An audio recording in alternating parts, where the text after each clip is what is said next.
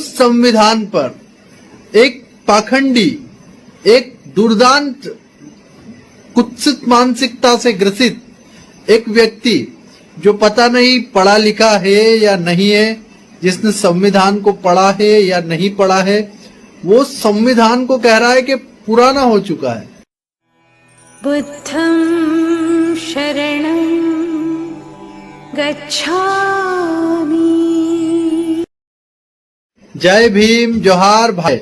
मेरे प्यारे सभी भाइयों और बहनों, भारत का संविधान जो हमारा पवित्र ग्रंथ है, जिससे भारत में न्याय व्यवस्था, प्रशासन व्यवस्था, अन्य सभी संवैधानिक व्यवस्थाएं सुचारू रूप से चल रही है, उस संविधान पर एक पाखंडी, एक दुर्दांत, कुत्सित मानसिकता से ग्रसित एक व्यक्ति जो पता नहीं पढ़ा लिखा है या नहीं है, जिसने संविधान को पढ़ा है या नहीं पढ़ा है, वो संविधान को कह रहा है कि पुराना हो चुका है।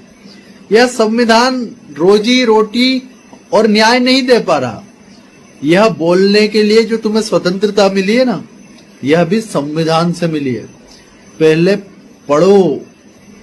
इस संविधान की खूबियां पूरी दुनिया के अंदर बताई जाती है और उस पर पढ़ाइयां होती है, अध्ययन होता है भारत के संविधान पर। परम पूज्य बाबा अंबेडकर साहब, हमारे देवता, हमारे आराध्य, हमारे भगवान, जिन्होंने शोषित, पीड़ित, वंचित, दलित महिलाओं को, भारत के जन सामान्य को स्वतंत्रता प्रदान करी, एक समानता प्रदान करी, इक्वलिटी दी। दुर्भाग्य ये रहा है कि इस देश में आपके जैसे कुत्सित मानसिकता के, भ्रम को फैलाने वाले दुष्ट यदा कदा आते रहे और उन्होंने इस देश के अंदर पिछड़ों को, दलितों को, आदिवासियों को टारगेट किया। मैं फिर कहना चाहता हूं, अपनी भूल सुधारो। और क्या नाम है, शशिकांत या क्या पता नहीं क्या नाम था, उमा कांत, मैं तुमको बताता कि अपना दिमाग का इलाज कराओ। संविधान पुराना नहीं हुआ, तुम्हारा भेजा के अंदर जो सामग्रियां थी वो सब पुरानी हो गई है और इसको अब जला डालो तो ठीक रहेगा। अपने दिमाग के अंदर भरे हुए भूसे को जला दो।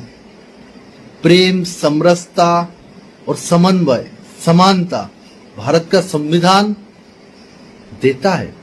परम पूज्य बाबा साहब ने बड़े ही गहनता, गंभीरता के साथ अंतिम पंक्ति में खड़े व्यक्ति का भी ध्यान रख के एक ऐसी व्यवस्था संविधान के रूप में हमें दी जो हमें आज इस समय 2021 में इस प्रकार की स्वच्छंदता देती है, स्वतंत्रता देती है कि हम अपना जीवन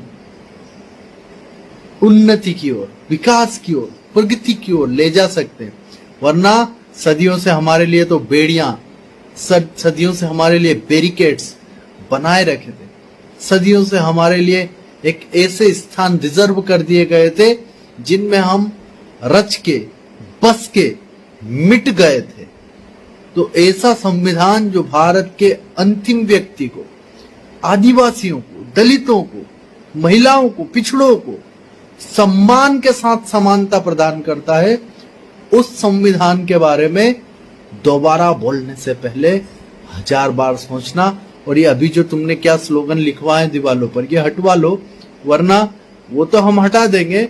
और इलाज, ट्रीटमेंट तुम्हारा मानसिक तुम्हें लेना चाहिए, किसी मनोचिकित्सक के पास जाओ और ये भ्रामक प्रचार, ये कुत्सित मानसिकता का घृणित प्रचार बंद करो।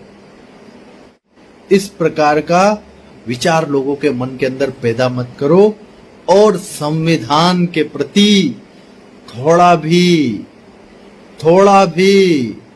अगर गलत नजर डाला तो वो नजरें संवैधानिक तौर पर कटघरे में आ जाएगी। तो ध्यान रखो।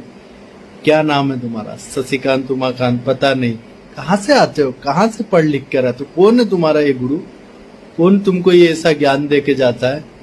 थोड़ा हिसाब में रहो, थोड़ा किताब में पढ़ो, है ना, ये इधर उधर व्हाट्सएप फेसबुक ट्विटर पर ज्ञान लेकर के ये इस दीवारों पर स्लोगन लिखवाना बंद करो, कोई अच्छे काम करो।